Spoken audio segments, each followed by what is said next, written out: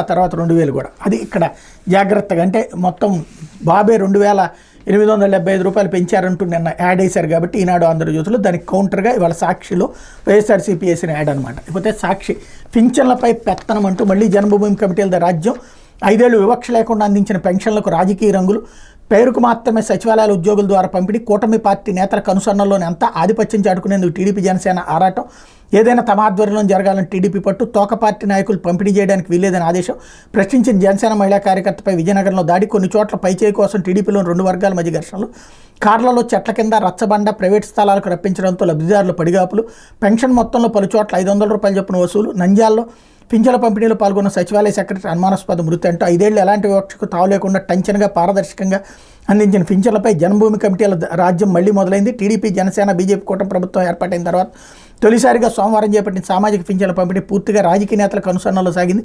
ఇంటి వద్ద అందించాల్సిన పెన్షన్లను కొన్ని చోట్ల చెట్ల కింద రచ్చబండ వద్ద ప్రైవేట్ స్థలాలు ఇస్తామని తిప్పడంతో ఇబ్బంది పడ్డారన్నట్టు వార్తను హైలైట్ చేశారు. అట్లాగే వాలంటీర్లతో పని లేకుండా పింఛన్ల పంపిణీ, వ్యవస్థలతో పనిచేస్తే ఎలా ఉంటుందో చూపించాం, వాలంటీర్లు 100 రూపాయలు తీసుకునే వాళ్ళు పింఛన్ల పంపిణీలు deputy CM Pawan Kalyan statement కూడా ఇక్కడ హైలైట్ చేశారు. ఇప్పుడు